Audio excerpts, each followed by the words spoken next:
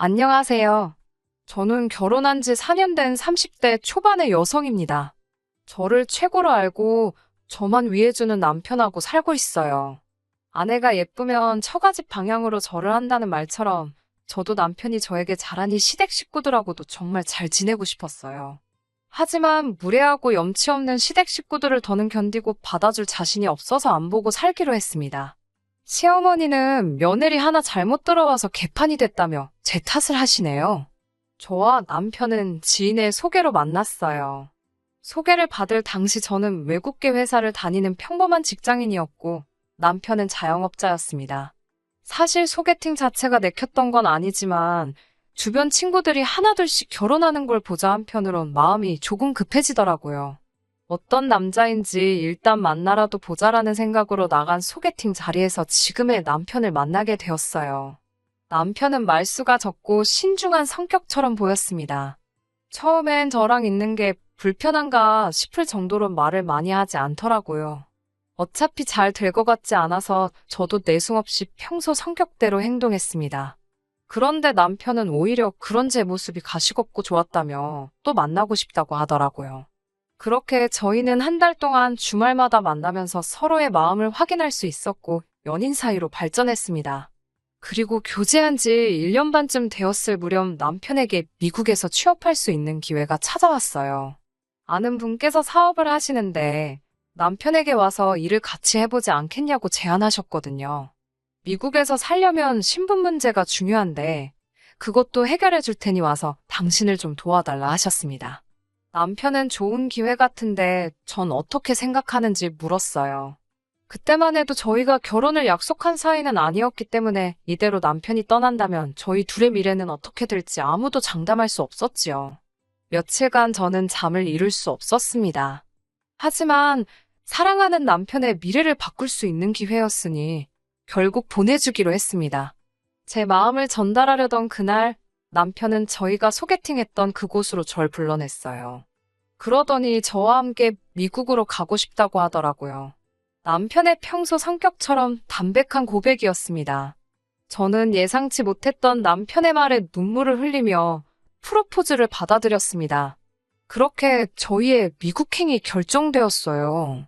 미국에 가기까지 시간이 많지 않았기에 생략할 건 생략하기로 했습니다. 일단 양가 어른들에게 서로를 소개할 자리를 만들었습니다. 그렇게 처음 시댁 식구들을 만나게 되었고요. 시부모님의 경우 얼마 전까지 장사를 하시다 정리하신 상황이었고 신우는 아들 둘을 키우고 있었습니다. 사실 남편과 시부모님 사이가 그다지 가까운 편은 아니었어요. 남편 말로는 어려서부터 시부모님이 첫째인 신우와 둘째인 남편을 많이 차별하며 키우셨답니다. 남편이 고등학교를 졸업하자마자부터는 대학교에 가고 싶으면 네가 돈 벌어서 알아서 가고 누나가 이미 대학을 다니고 있어 형편이 어려우니 남편은 되도록 나가서 일을 하라는 식으로 강요를 하셨다고 하네요. 남편은 그 와중에 대학을 가겠다고 했는데 대학생 뒷바라지 해줄 여력이 안 되니 학비도 알아서 벌고 집에서 머물 테면 한 달에 얼마씩 생활비를 내라고까지 하셨대요. 그런 이유로 남편은 20살이 되자마자 대학을 가는 대신 혼자 서울에 올라와 기술을 배웠고 그 길로 혼자서 자기 가게까지 차렸어요. 그나마 남편이 저를 만나기 전 가게를 차렸다는 소식을 들었는지 시부모님이 연락을 해오셔서는 그동안 당신들이 남편에게 너무 무심했던 것 같다며 지금이라도 서로 왕래도 하고 부모 자식답게 살자고 하셨대요. 신우도 남편에게 자식이 부모를 이해하지 않으면 누가 이해하겠냐며 그 당시 상황이 어쩔 수 없던 상황이었으니 남편에게 과거는 그만 따지라 했답니다. 남편은 마음이 다 풀어지진 않았지만 가족들을 상대로 더 날을 세우고 싶진 않아서 더는 말하지 않았고요. 연애하면서 남편이 가족 이야기를 하지 않았던 이유가 왜 그랬는지 알 것 같더라고요. 하지만 그렇다고 남편과 제가 결혼을 하고 미국에 함께 가게 되었는데 남편이 싫다고 해서 남편의 가족을 무시할 수는 없는 노릇이었어요. 그래서 양가 상견례를 하기 전 시댁에 먼저 인사를 드리러 간 적이 있습니다. 신우와 시어머니가 남편이 말한 대로 조금 무례한 말투로 저를 대하기는 했지만 그런 점을 제외하면 크게 어려운 질문도 없으셨어요. 그리고 저에게 특별히 까탈스럽게 하신 건 따로 없었고요. 제가 긴장하고 걱정했던 것에 비하면 그냥 무난하고 수월한 만남이었다고 생각합니다.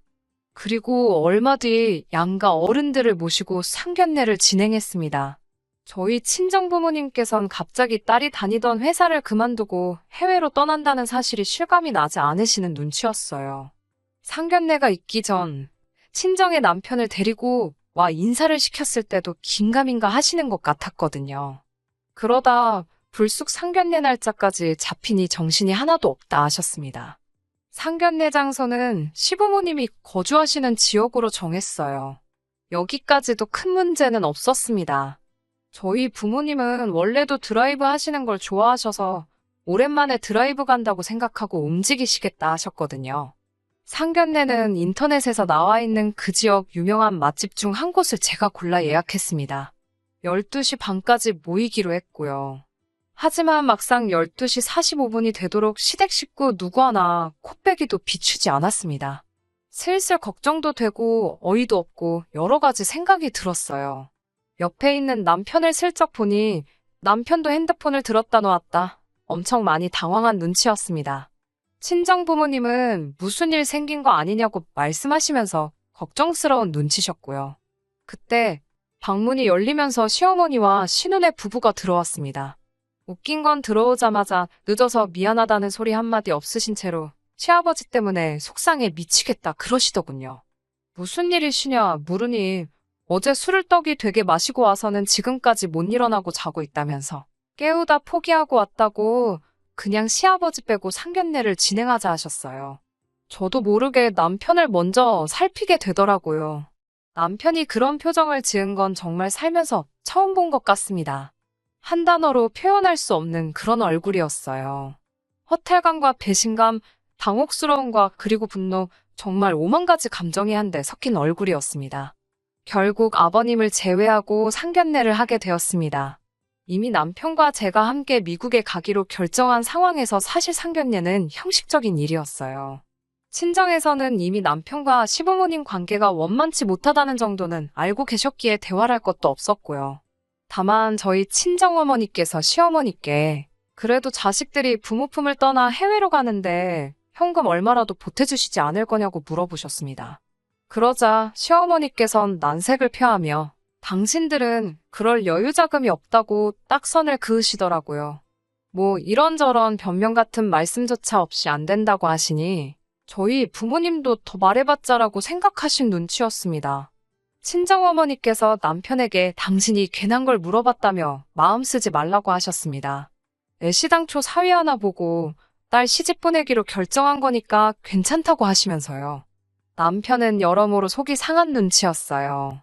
그렇게 얼렁뚱땅 상견례를 마치고 한 달 정도 지난 후 가까운 가족들과 친구들을 초대해 결혼식을 올렸습니다. 그리고는 신혼여행 대신 친정에서 며칠 동안 시간을 보낸 뒤 그대로 미국으로 떠나게 되었어요. 이때 시부모님은 저희가 시댁으로 안 오고 친정에 있는 것에 대해 굉장히 기분 나쁘다 하셨습니다. 정작 시댁엔 저희 부부가 머물 만한 공간조차 없었는데 말이지요. 남편이 시부모님과 다시 연락이 닿고 얼마 지나지 않아 시댁을 찾아간 적이 있었는데 자기가 쓰던 방은커녕 물건 하나 남아있는 게 없더랍니다. 시어머니께 행방을 물어보니 두고 갔길래 버려도 되는 줄 알고 다 버리셨다 하더래요. 상황이 이 지경이었으니 남편이 시댁에 무슨 정이 남아있겠어요? 친정에서 일주일 좀 넘게 머무른 뒤 그렇게 저희는 미국으로 향했습니다. 신분 문제다 뭐다 그 과정을 설명하면 지금 쓰는 제 사연보다 더 구구절절 써야 할 것 같아서 그 부분은 생략하겠습니다만 미국에 도착 후 2년 조금 넘는 시간이 걸려서 영주권을 받을 수 있었어요. 남들에 비해 비교적 수월하게 영주권을 받은 경우라 주변으로부터 운이 좋다는 말을 몇 번이나 들었습니다. 남편은 자기가 운영하던 가게를 정리하고 왔던지라 어느 정도의 목돈을 가지고 있었어요.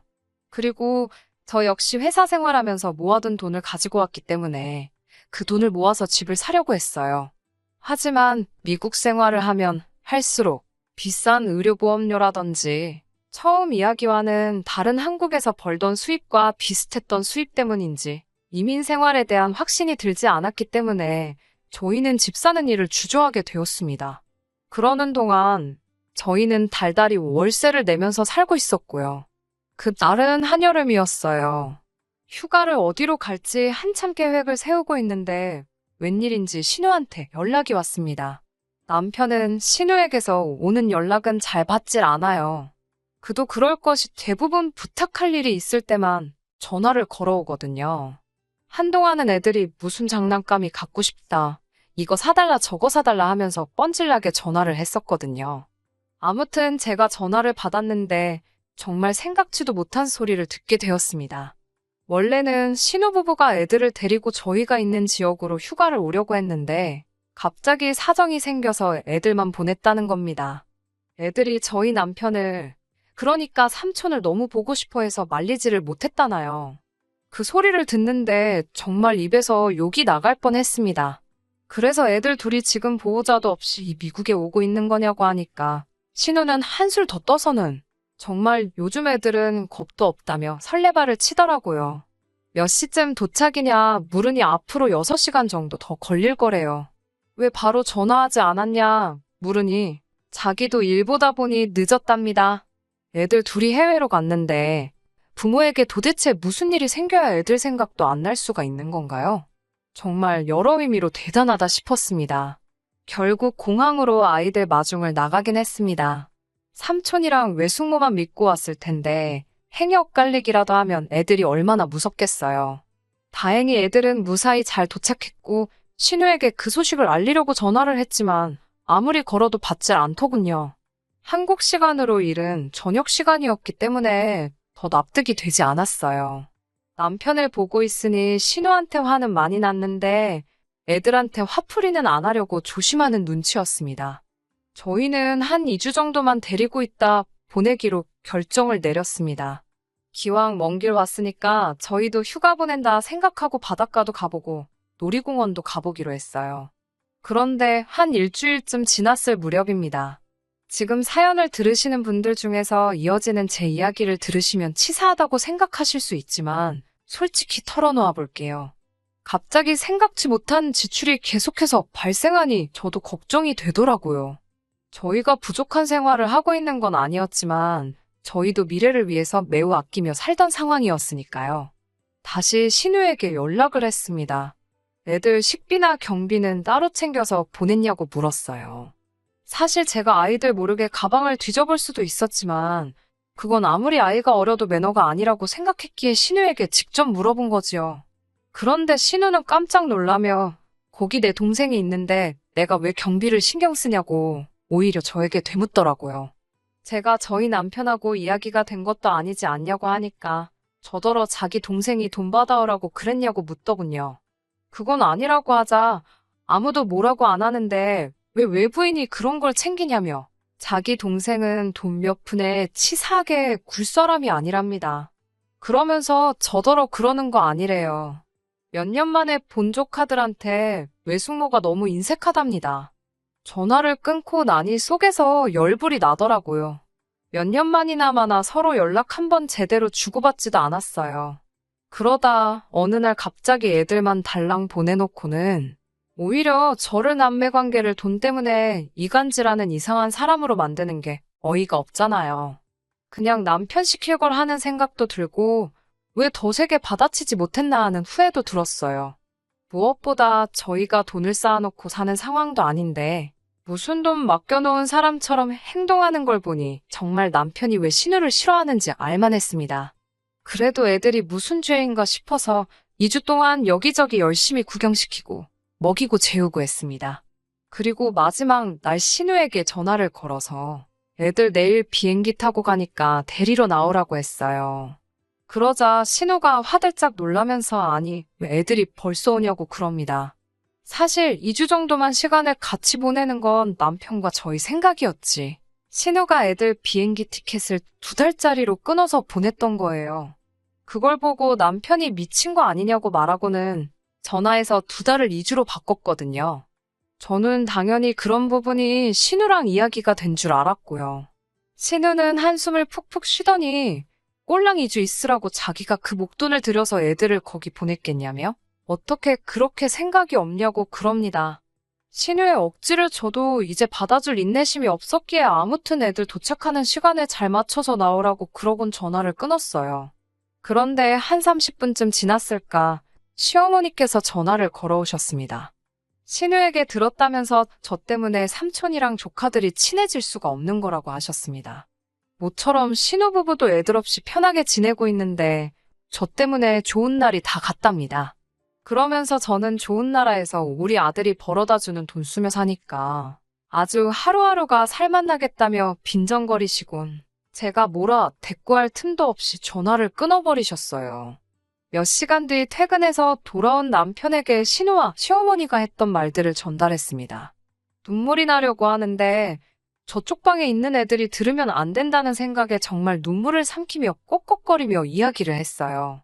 남편은 당장이라도 얼굴이 폭발할 것처럼 벌개져서는 가족이 됐든 뭐가 됐든 다 가만 안 두겠다고 그런 사람들 안 보고 살아도 그만이라며 당장 단판을 짓겠다 했습니다. 그런 남편의 반응만으로도 솔직히 큰 위로가 되더라고요.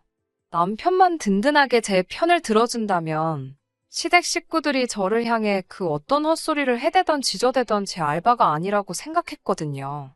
결국 다음날 애들을 한국으로 보내는 것으로 일단 모든 사건이 일단락되는 듯 했습니다. 공항에서 애들이 저희랑 더 있고 싶다며 우는데 그건 마음이 좀 찡하더군요. 신우와 별개로 애들한테는 잘해주려고 정성을 쏟았는데 그 마음이 좀 전해진 것 같았습니다. 하지만 신우는 고맙다는 인사 한마디 없더라고요. 딱히 뭘 기대한 것도 없었지만 기분이 좋을 리는 없었지요. 그 이후로 추석 때 전화통화 한 번 한 걸 제외하고는 시댁과는 별다른 연락 없이 지냈습니다. 뭐 솔직히 기분이 상하지도 않았고 신경도 안 쓰고 살았습니다. 그런데 이 사단이 나버렸네요. 불과 며칠 전에 생긴 일입니다. 정확히 1년 만에 다시 여름휴가 시즌이 돌아왔잖아요. 작년엔 신우 애들 때문에 둘이 어디 가지도 못해서 올 여름휴가는 정말 둘이 재밌게 보내자고 다짐을 했었습니다. 그런데 막상 휴가 시즌이 되니까 다른 곳보다도 그렇게 친정에 가고 싶어졌습니다. 남편에게 친정 부모님도 뵙고 싶고 한국에 있는 친구들도 만나고 싶다고 하니까 사실 자기도 그렇다며 그럼 이번 여름엔 한국으로 가자고 하더군요. 그러면서 남편이 시부모님께는 연락하지 말잡니다. 연락해봤자 좋은 소리도 못 듣는다고요. 하지만 설령 싫은 소리를 하실지라도 저희 할 도리는 해야 하지 않겠어요? 계속해서 남편을 설득한 후에야 남편이 연락하는 걸로 이야기를 마무리 지었어요. 그렇게 한국에 도착했어요. 일단은 예약해둔 호텔로 향했습니다. 호텔에서 짐을 풀고 있는데 시어머니께 전화가 걸려왔어요. 순간 도착하자마자 전화를 드리지 않아서 한 소리 듣겠구나 싶었습니다.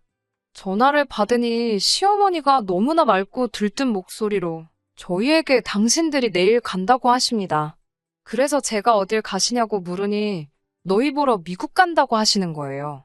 황당해서 그게 무슨 말씀이냐고 하니까 올해 여름휴가는 시부모님하고 신우네 식구 다 같이 저희 집으로 휴가를 가기로 했다는 거예요.